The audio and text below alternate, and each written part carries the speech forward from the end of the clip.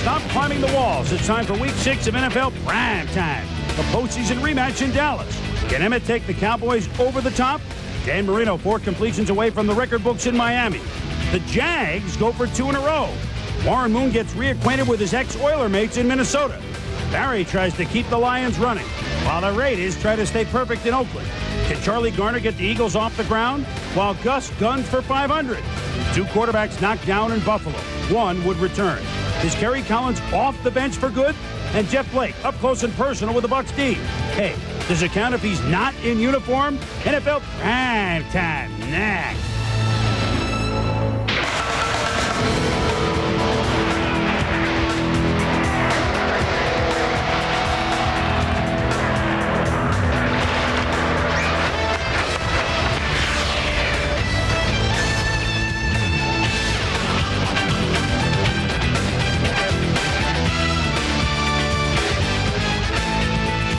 Everybody, and welcome to Week 6 of NFL Primetime. Lots to show you, some intriguing games, some surprising results. I'm Chris Berman, along with Tom Jackson and the Judge Bill Pidto. Big week for you, I understand. We got lots to show, so why don't we get right to it?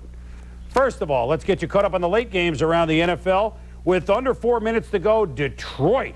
Wow, they've lit a fire with Wayne Fontes, and they're about to blow away the Browns at 38-13 late in that game.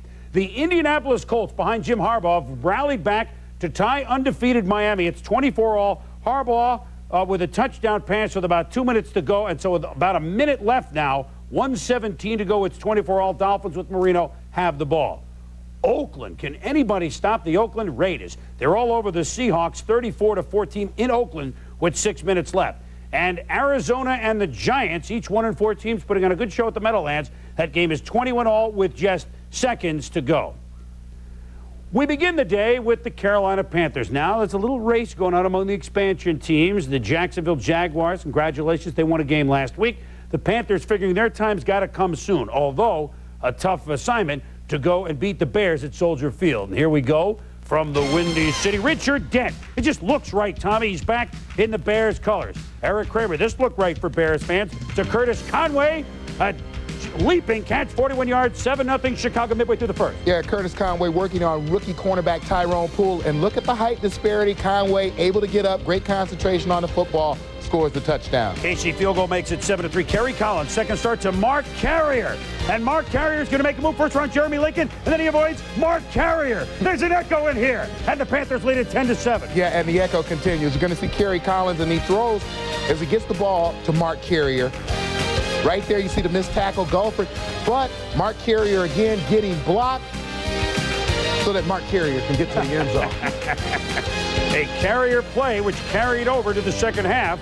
As in the first half, Collins looked pretty good. But here we go, Kramer, play action. Keith Jennings, look at Jennings, make the dive. Did he yeet? Yeah, oh, it's a touchdown. And the Bears lead it 14-10. Kramer had only 8 touchdown passes last year, 10 this year in 5 games. Bears lead at 17-13 in the fourth quarter. Greg Cragen, the sack, the recovery, the touchdown. It's a triple crown for the former Bronco, Greg Cragen. Yeah, former teammate of mine, Greg Cragen, right here going by Todd Perry. Greg Cragen with the hit. Greg Cragen with the recovery. Greg Cragen with the touchdown. Triple play. Even Dave Wannstedt will appreciate defensive efforts by that, although he didn't appreciate the fact that they were behind. But the Bears lead it now 24-20 until Todd Sauerbrunn, the punter, kicks it. Watch Eric Gulliford, the third-year man. Looking to make the move at the 40. Then he's at the midfield stripe, looking to make the move right there around the punter, and he could go all the way. 2 minutes to go, and the Panthers leading in Soldier Field 27-24. But the Bears come back. Kramer on 3rd and 40. Jeff Graham, he crackers his way inside the 10. Then 3rd and goal. Robert Green, he reach out and scores someplace. He does. And Green gets the touchdown, and the Bears win under a minute to go, and the poor Panthers do the best they can. But the Bears win it by 4, and on his 21st birthday, happy birthday to Rashaan Salam, his first 100-yard day in the NFL. He had 105 yards. Collins, a pretty good day, but the Panthers still look for their first win when we return. We have plenty to show you, including Alvin Harper and the Buccaneers. Can they be in first place? They might be if they can beat the Bengals. And the Steelers a walkover against the Jaguars, right? We'll be back.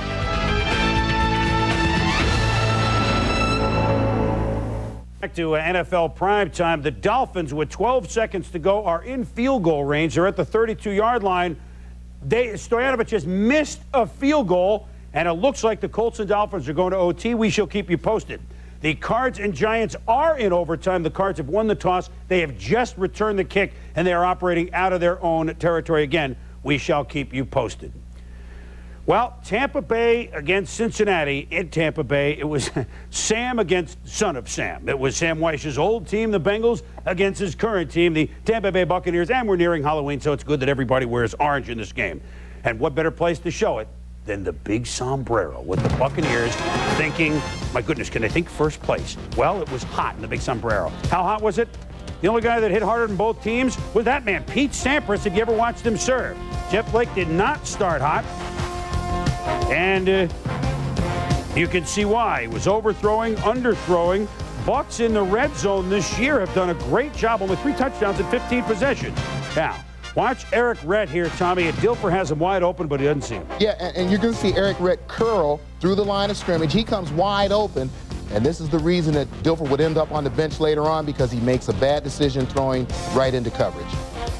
And then later on, he underthrows Eric Redd, but it's not always underthrowing. He was overthrowing Alvin Harper. So, you know what's going to happen. Casey Weldon, here with their last win, he's warming up again. But early on, he didn't fare much better. Ricardo Lucy, he makes one of the 5 sacks for the Bengals on the day. The Bucs lead at 13-9 when Jeff Blake starts to warm up. Not one of his big receivers, but David Dunn. Well done. Into the end zone, 10 yards. David Chula likes what he sees from Blake. Then, amazing, beautiful sunny day. Now it's raining. Now watch the goalpost in the monsoon. We're tilted. And Michael Husted's field goal hits the goalpost where it shouldn't have been. If they were here, it would have been good. But it's no good, and the Bengals continue to lead 16-13. Then Blake picked off by John Lynch. But what happened here, Tom? Well, you see, it's an obvious interference on Darnay Scott. Lynch makes the interception. They don't call the interference. Bucs get the football. So then Weldon goes for Harper. The Bengals make the interception, Bracey Walker, but he gets called for pass interference. Yeah, and you can see Harper right there push Walker in the back. Should have been offensive interference. Again, the Bengals don't get the call. And then with 3.5 to go, Husted, they fix the goalpost, they fix the kicker. We're tied at 16 at 33-yard, and Sam says, way to go.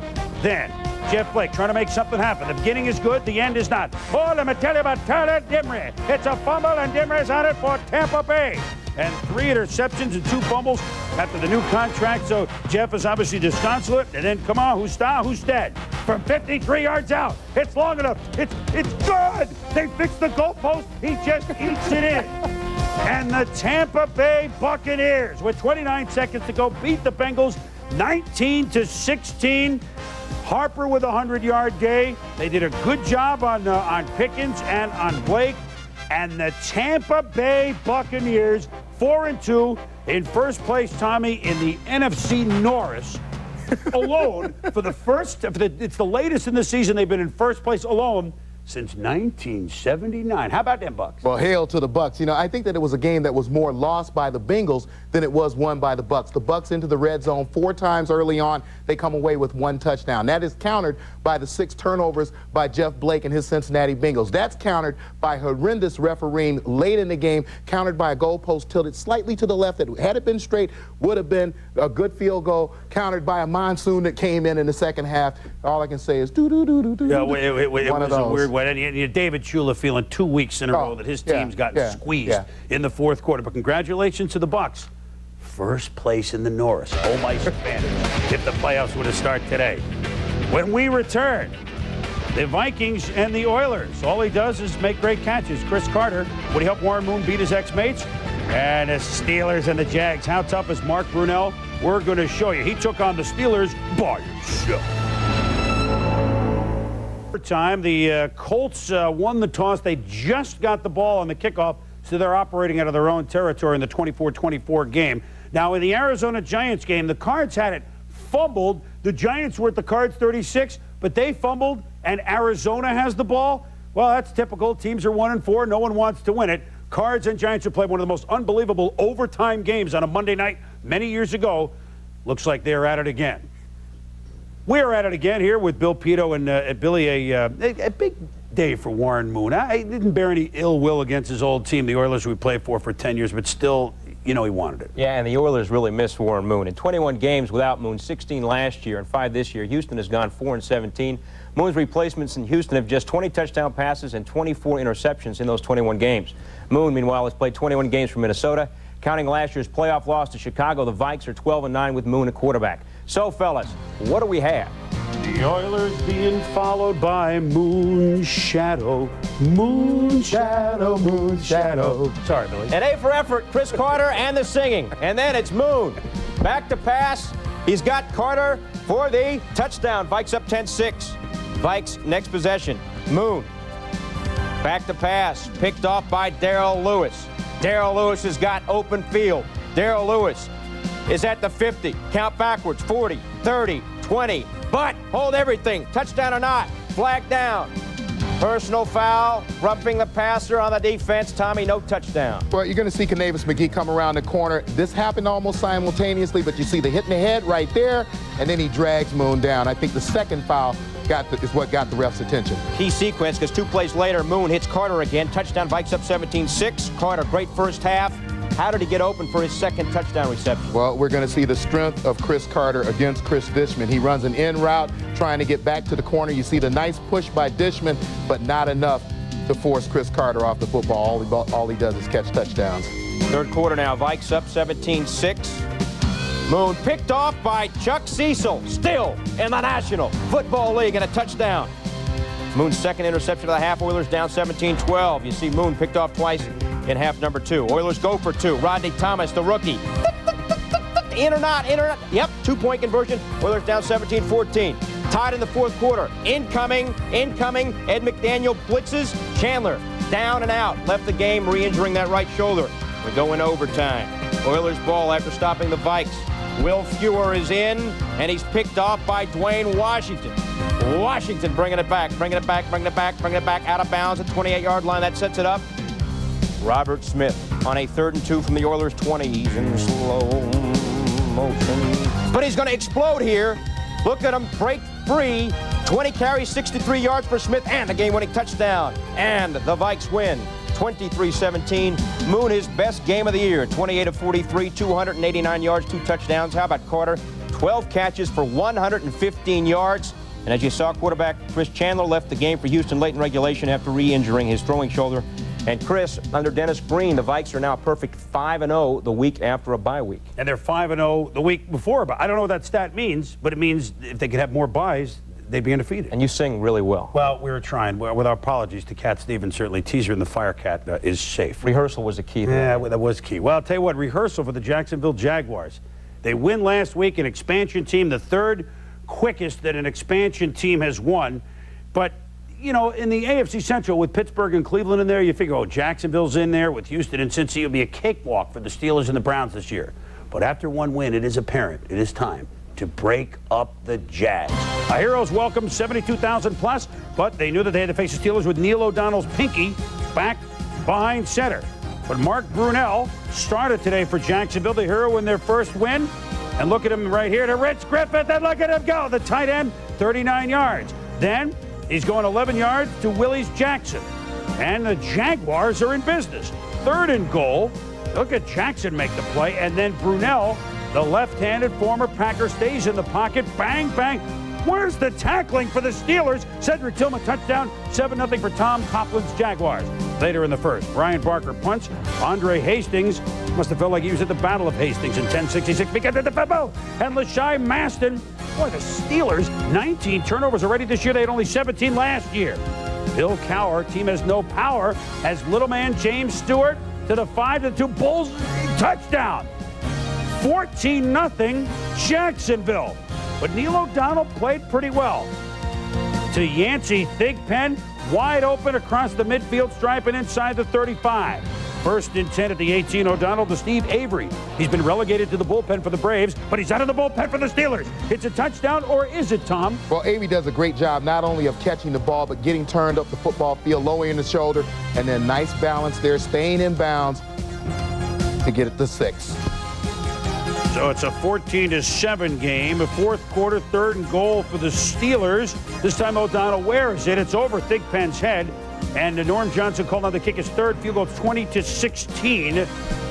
And then Bam Morris nowhere in the fourth quarter on 4th and 1. And look at the Jacksonville defense doing what usually Pittsburgh does.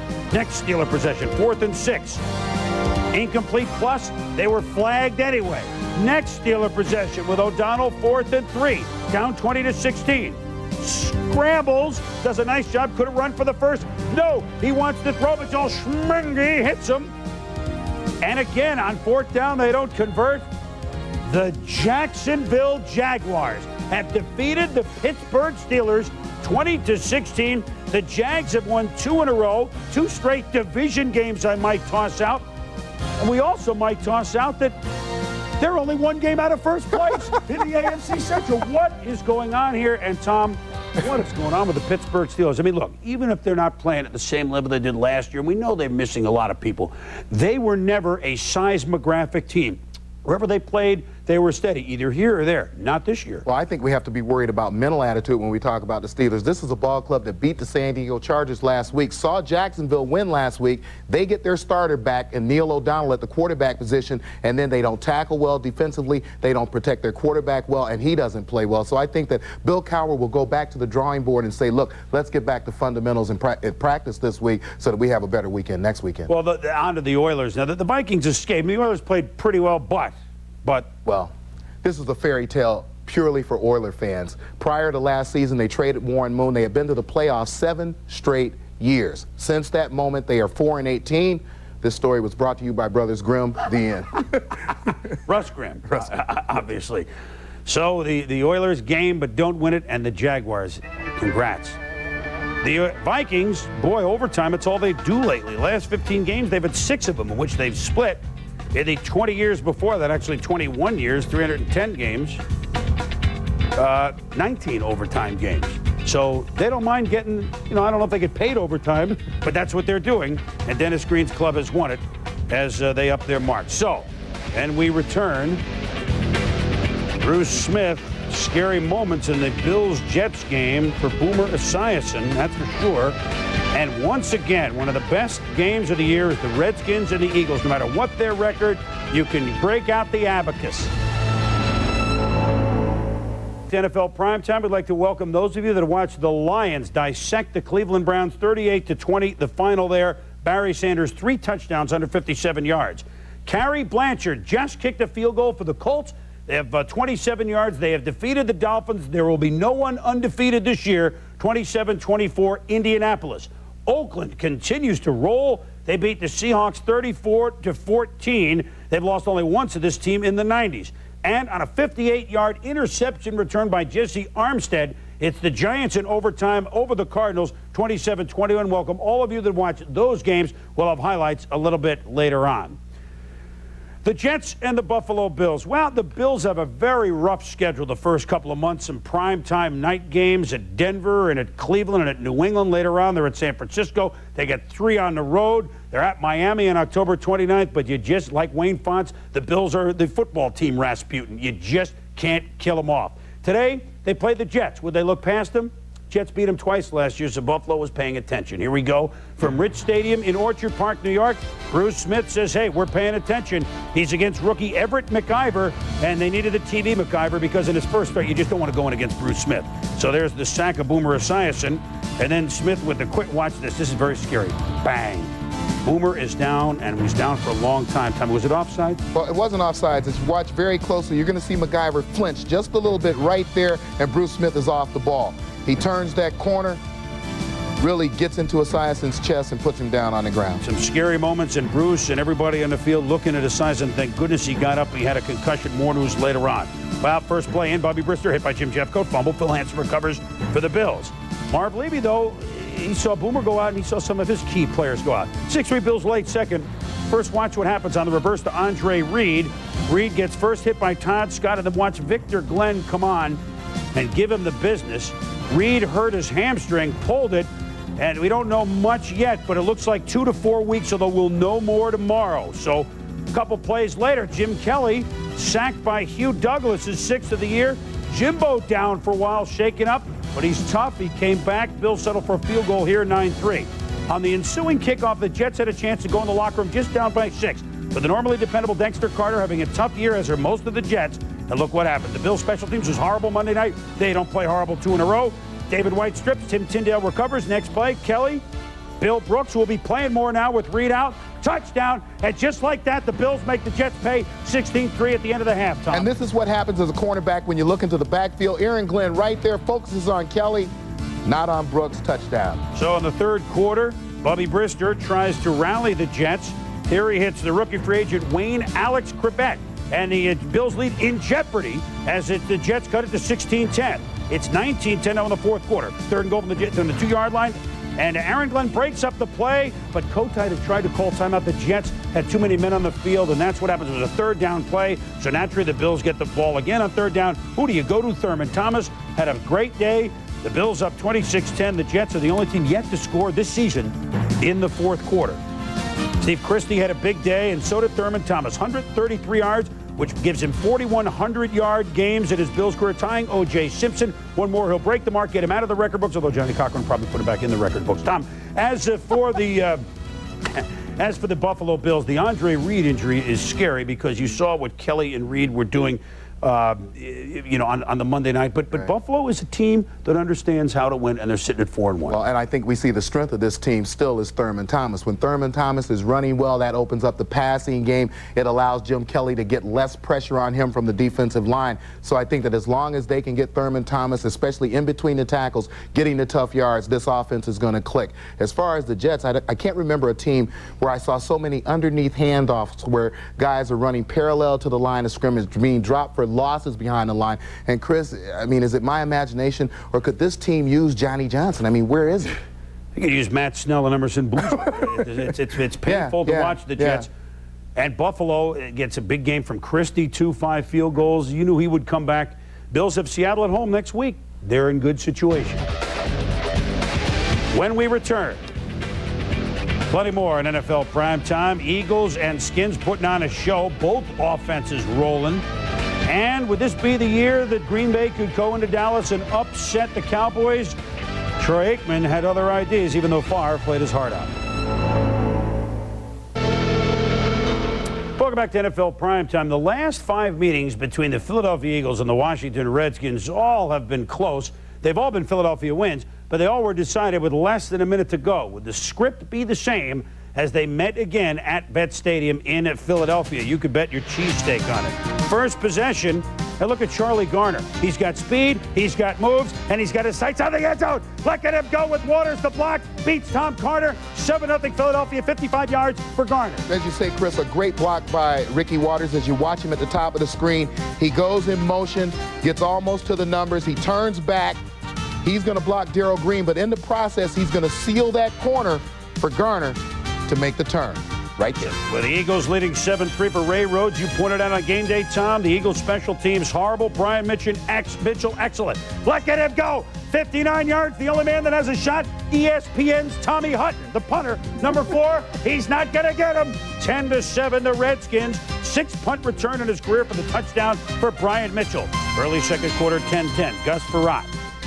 Passes tipped off of Galbraith's hands. Greg Jackson interception. No, they say the ball hit the ground. Despite the nifty return. Whoa, hold everything. 3rd and 10, though. Next play, Frerotte. This time, they get a break. And Henry Eller, the professor, 40 yards. Another big play. 17-10 Skins. But Garner would score another touchdown to tie it at 17. Under 40 seconds to go in the first half. Rodney Peete the dump to Waters. Look at the move. Look at the move. Look at the move. Look at the move. Look at the stiff arm. Look at the smarts. Get out of bounds. Then, 3 plays later. 9 seconds to go. Pete the Freds Barnett. 3-yard touchdown. 24-17 Philly. What a game. Third quarter. 4th down. Look at the setup. No way they're going to pass. Well, that's right. But they don't run up the middle, and Frerotte fools everyone. It was a heck of a noise for Norb to go for it on 4th down. We're tied at 24 late in the third quarter. Frerotte. But this time, Greg Jackson does get the pick after Frerotte was bothered by 93 Daniel Ticket Stubbs. 3 plays later with the Skins 17. Garner, left, off tackle, outside. Beats everybody to the flag. Touchdown, 31-24 Eagles. Garner, 3 touchdowns, 9 carries for 120 yards. Late in the fourth quarter, 34-24, but here come the Skins, Tom. Yeah, and you watch Henry Eller. We don't think of him as a big receiver, but you do when he's being covered by Mark McMillan, who's only 5'7" and a buck 68. So it's 34-31 as Ellard makes the play. Now, the Skins ball 4th and 2, 3 receivers to the right under pressure. Farrat to Leslie Shepard, first down. Under a minute to go. Eddie, eat, drink, and be Murray. Look at this. He has draw on the ball just like a pro golfer. It's good for 46 yards. It's 34 all. Then in overtime, Rodney Peak to Fred Barnett. What a grab! As the Eagles are in business. Waters. 229 total yards. Then 5 minutes left. Sets up. There are his numbers. 229 on the day for Ricky running and receiving Waters. Skins know Gary Anderson is rather automatic. You kick a 40, a 43, and now a 35. No draw, no fade, no hook, no slice. I don't know any golfer that can do that, but Gary Anderson can do that when he kicks it. And again, the Eagles, 6 straight games, they've won in exciting fashion over the Redskins. Some impressive numbers, certainly for Mitchell, but both backs for Philadelphia, Tommy, with 100-yard days. Mitchell, it was a back game with those three guys. And another 90 yards by Charlie Waters receiving the football. So I think that when you look at Ricky Waters, what we see is that this is the guy that Philadelphia wanted when they got him out of free agency, the guy who can do everything. He's a big back, and I want people to pay close attention to the fact that he is able to use a small man's move in between the tackles and get outside. So he is a real product of the physicality that he has, athleticism. But I think when you talk about the Philadelphia Eagles, I don't know if most people knew, they went into today's game 29th and 30th respectively in kickoff and punt return yards against. So that's something that they've got to shore up. But they're 2-0 with Pete starting at quarterback. So they have won the game, and an impressive game it was. We go inside the numbers here on NFL Primetime. Here they are. You don't believe me? Here they are. The games is the last 5 games. And the one at the bottom, of course, is the Anderson field goal that won it. But you can see with just seconds to go, Murray, when he was kicking for Philadelphia, beat the Skins last year. All close, all late, all exciting, all Philadelphia wins. When we return, Emmett. Troy's in. Emmett's always in. Cowboys sky high for the Pack. And speaking about a team that's sky high, is there any stopping the Raiders? The Seahawks gave it their best. Don't know if it was good enough. Time, a lot of late arriving news here. Well, obviously the big story is for Dallas, Troy Aikman. He was hurt last week. You saw Wade Wilson play. They lost. Aikman a question all week until late in the week with a calf problem. 4 times the Cowboys in the last 2 years had hosted the Packers, twice in the regular season, twice in the playoffs. They've beaten them all 4 times. Green Bay was hoping this would be their time. But calf problems in Texas for Troy Aikman? Aikman was ready to rope a steer. Here we go from the stadium with the hole in the roof. Sore calf, forget about it. How did he look in the first series? Perfect. Showed you on game day, he likes to play a perfect game. 4 yards to Michael Irvin and a face mask penalty. 13 yards to Michael Irvin and a missed tackle. Then on 2nd and 8, a couple plays later, Aikman to his tight end, Jay Novacek, 13 yards. Aikman to Jay Novacek, 8 yards. Same drive, second quarter. Aikman, Novacek turns at the 3, touchdown, 10 yards. 5 for 5 for Aikman on the first drive. 7-0 Cowboys. And how about them Cowboys, Tom? Well, you're going to see safety Leroy Butler easing into blitz position on the left side of your screen right there. George Teague, who's just behind him, the corner, is coming over for coverage, and he's not so much late in this coverage as he is unenthusiastic in making that tackle. You're not going to arm tackle Jay Novacek right there. So Mike Holmgren's team tries to rally. They're down 7-3, but after 9 for 9, incomplete to Irvin. Oh, my goodness, he's human. Irvin also the offensive pass interference sets up for a field goal. It's 10-3. Now, watch what happens. Brett Favre throws it, and then it's prime time. Prime time. Look at Deion make the interception and start up the field. He's ready to play. Favre struggled in the first half. Deion's keeping the ball. His first interception as a Cowboy doesn't even count. Aikman to Irvin makes the spin on Craig Newsome. Makes this, but Craig Newsome missed twice to the rookie on the same play down to the 34-yard line. Sets up Emmitt Smith. But unlike all of his other touchdowns this year, at least the Packers laid a hard hat on him, although it was not until Emmitt into the end zone. And the Cowboys lead at 17-3 after that 89-yard drive. It's halftime. Same score early third quarter. Aikman to Irvin. And there it is. The bomb to Michael. Touchdown. What calf problem? 24-3 Cowboys. First time all year the Packers have allowed either a 300-yard passer, a 100-yard receiver, or a 100-yard rusher. And they allowed them all today. Much as it's a grin, the Reggie White. But the Cowboys have the lead down to 24-10. until Emmitt Smith, 16 yards. Now it's 31-10, and Dion and the Cowboys figure that this game is your proverbial what? Brett Favre and the Packers come back. Favre to Charles Jordan, 30 yards on the slant, down to the Dallas 49. Then Favre, look at this throw, Tom, across the body, backwards, and a touchdown to Mark Chmura. Needs an extra vowel, but he doesn't need better hands. Touchdown, 11 yards, 31-17. Next possession with the Pack. Favre in trouble, gets away from Tolbert, scrambles.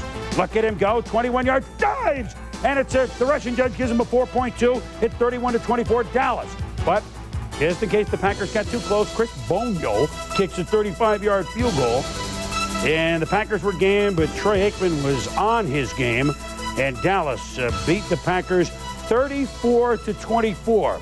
Although not everything is well in the Dallas camp because Charles is not in charge. Charles Haley isn't starting. He's upset about it.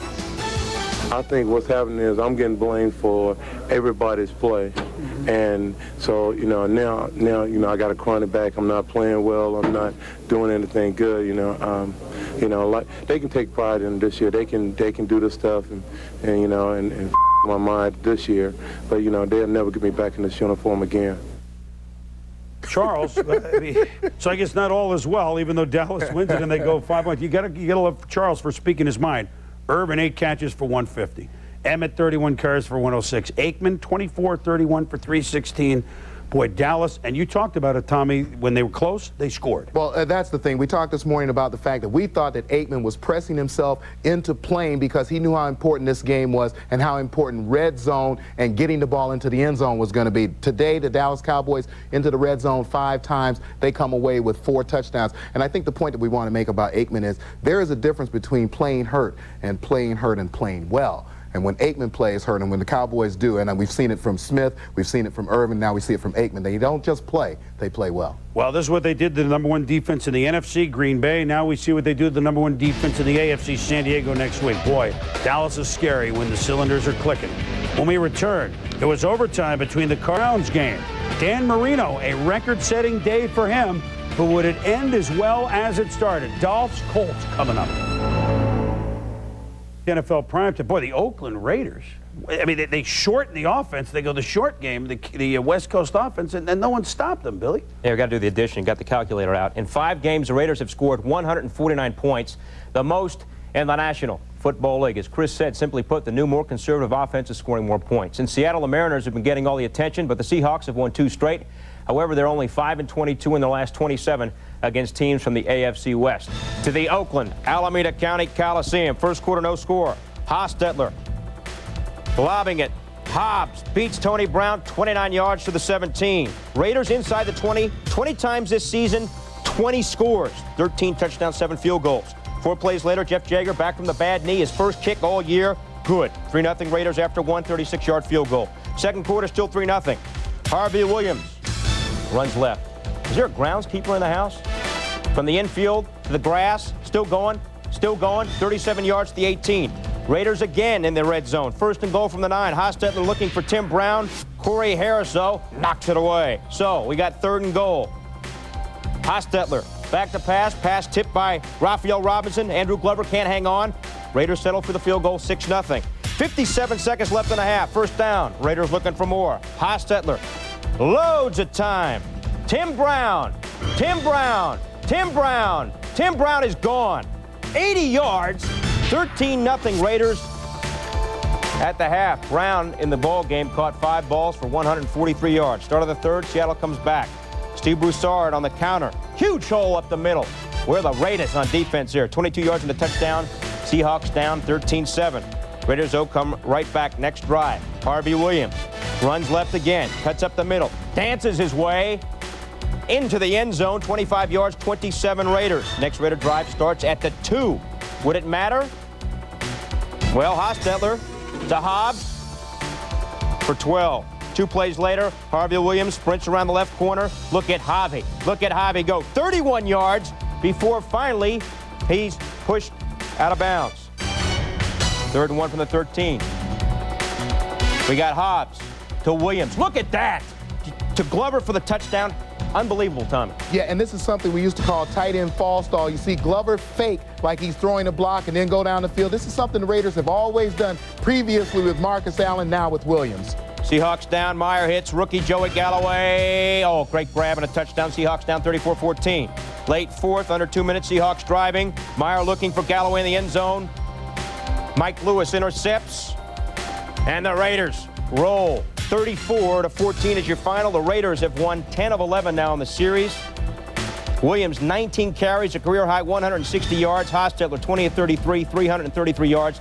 In the last 3 games, Oakland has outscored the opposition, get this now, 129-41. Earlier this week, the Pope visited the Meadowlands Sunday. A bunch of Cardinals visited the Meadowlands. Stadium and some hitting going on.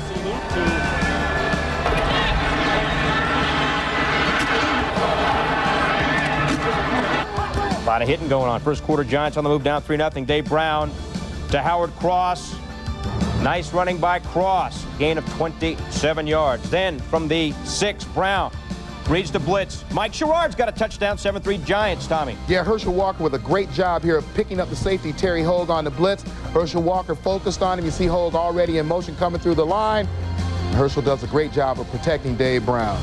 Second quarter now, Craig back to pass. Looking, the rookie is Frank Sanders. Frank Sanders has got the ball and the touchdown, 10-7 Cards at the half. Second half, Giants on the move. Brown the hot hand. Back to pass, looking for Arthur Marshall. Down inside the 5-yard line. Next play, Brown play faking, hits the backup fullback Charles Way. Touchdown, Giants up 14-13. Cards though march back on the 38, 3rd and long. Craig back to pass. He's got Frank Sanders. And look at Sanders make the great grab in between 2 Giant defenders. Then on the next play, Craig back to Sanders. Touchdown again. Cards go for 2 and get it. They are 21-14 now. They're down. TJ. Yeah, Dave Brown with the pump fake right there to Howdy. grab Callaway down to the 2-yard line. I think I sing better than you guys, just for the record. 6:50 left in the game. Giants driving. Rodney Hampton with that broken hand. And look at this. 13 yards. Brown with the touchdown.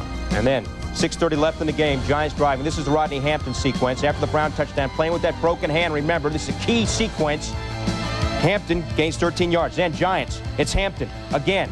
That metacarpal's a dicey situation. He fumbles a football. 20 seconds left. 50-yard field goal try for Greg Davis. This is for the win. Shanks it. He shanked it left. He shanked it left. So we're tied at 21-21. In OT.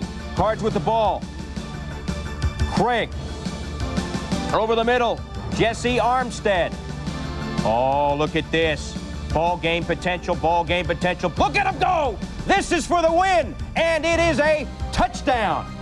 Wow. Giants win it 27-21. They've won 16 of the last 21 against the Cards. Craig in the loss, 2 touchdown passes, has 237 in the career. That is 9th all-time. Giants, Chris, maybe salvage the season, but the Cards now 1-5. Buddy Ball a little bit flat, totally flat. You know what's amazing? You were looking at the Oakland game. What, they're waiting for the A's to get back into the ALCS? I mean, cover the infield. That's the widest infield I've ever seen. Got to call it George Toma. Well, it's George Toma. But the Raiders haven't lost at Oakland since 1981. It's a long time. That's courtesy Hank Goldberg. Well, Miami Dolphins have not lost at all this year. They're the last team at this stage of the season to be undefeated. The last time the Dolphins got this far and farther undefeated in 1992. They were 6-0. They played the Colts at Joe Robbie Stadium. The Colts upended them. Would it be deja vu all over again? To quote Yogi Berra, here we go. Dan Marino, 3 completions shy of Fran Tarkenton's record, 3,686. So here we go. To Byers, he's 2 shy. To Gary Clark, he's just 1 shy.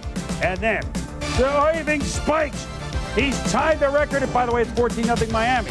Steve Empton, the former Colt, who was so pivotal in that Colt win the last time we talked about it, in a Dolphin uniform. And he's trying to chase Jim Harbaugh. Roosevelt Potts takes a shot and a penalty on the play. Then Harbaugh, the Roosevelt Potts, tackled at the 5 by Dwight Hollier. Second and 5, the pitch to Marshall Faulk. Jim Bowens with the tackle, holding Faulk to 26 yards in the first half. Harbaugh throws it away. And it's a settle for a field goal. It's 14-3 Miami. Here at Little History, Marino. To Keith Byers. And just a simple toss like that. Congratulations, Dan. The first of Tark's 4 records you'll get. All the big ones. 3,687 completions now. And the standing O from his coach, from the crowd, and Tarkenton with a message as well.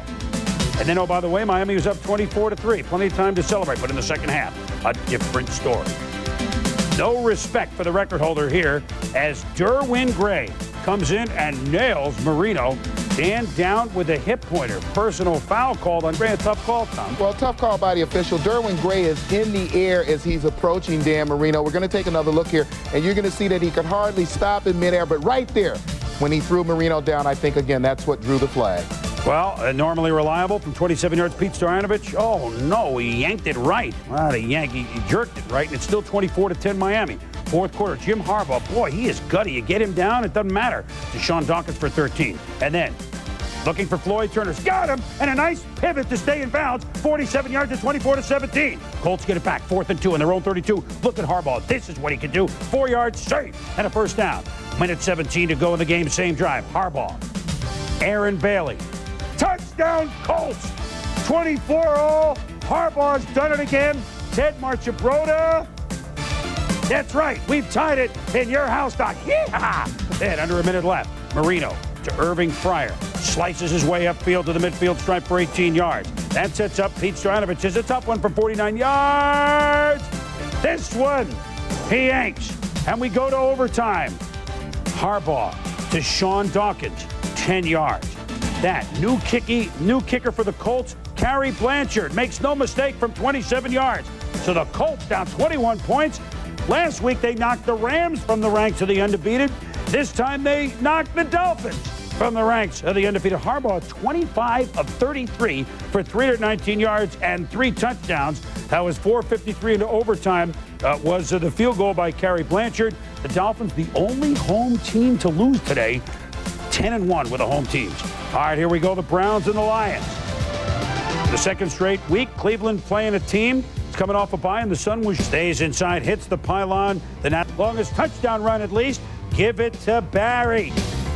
Don Griffin gets burnt. Meanwhile, Vinny Testaverde, a rough first half. Then a screen. What? Then a screen. What? Well, oh my goodness here. It's not sweet Judy Blue Eyes for Crosby, Stills, and Nash on this play. So, halftime score of 24-3. Ernest Hunter, the rookie from Southeast Oklahoma State, and ex-Brown Mike Johnson picks it up. And is he happy? Yes, sir. Then a weird play here for Scott Mitchell. The ball is forced out of his hands. But look at Corey Schlesinger like they diagrammed it on Wednesday in the playbook. Mitchell, this a little more to the playbook's design. Down to the 2 to Herman Moore. Then, this very much in the playbook, the block by Schlesinger, the run by Barry Sanders, 31-3. My goodness. I sounded foolish, Tom, when on game day when they were 0-3, I said, I thought the Lions still might be the best team in the North. And based on the Niners game and the Browns game, they look mighty fine. So Detroit salvaging their season, and a big game at the Packers next week. 157 yards for Sanders, 125 for Moore. Mitchell, 24 of 38 for 273. When we return, game balls. Oh, man, there was some balls to give out today. Billy, Tommy, and I will do that. So stay around on NFL Primetime.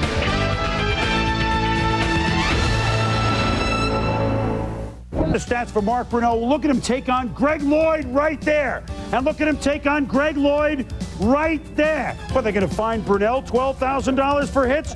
He was tough. The Jags win 2 in a row. Brunell gets my game ball. Billy? My primetime player game ball is going to Philadelphia's Ricky Waters, who picks up 139 yards on the ground on 25 carries. Waters also catches a career-high 11 passes for 90 yards. Philly beats Washington in overtime. Tommy. Guys, my primetime player game ball goes to the guy with 2 rings, 24-31 for 316 and 2 TDs. More importantly, he does what we did on this show a lot. He played with pain. We'll be back. Welcome back to NFL Primetime. Large honor roll, pay attention. 100-yard games. Both Waters and Garner, 100 yards for the same team. Last time it happened was Week 12 in 1992 when Kenneth Davis had a $181 and Thermal Thomas at 103 for the Buffalo Bills. And fittingly, the Thurman is on the panel again today. Oh, yes, Barry Sanders had a 100-yard day. Salam on his birthday. Emmett, a 100-yard day. More 100-yard rushers in Week 6 of the NFL. Harvey Williams also threw a touchdown. Garrison, first I look at the Hurst in a losing cause. For passers, 300-yard passers, we have Troy Aikman, who won. The Haas, who won. Jim Harbaugh, who won. So this unusual with the guys for 300 yards who won. Dave Craig at over 300, but the Cardinals lost. Receivers, Yancey Thigpen in a losing cause. Michael Irvin in a winning cause. Robert Brooks had 10 for $124 and a loss for the Pack. Herman Moore, Alvin Harper, they won. Chris Carter, all he does is catch touchdowns. Mark Carrier, well, it was the Panthers carrier that lost. Eller did a big game and a loss. Tim Brown and the youngster, the rookie, Frank Sanders, for the Cardinals. There were 4 overtime games today. That's the first time it's ever happened in one day in NFL history. And what do we have today here? The Jags are the only team in the AFC Central to win. The Bucs are in first. Hello, 1995 season. For Bill Pidto, Tom Jackson, I'm Chris Berman. Thanks for watching Primetime.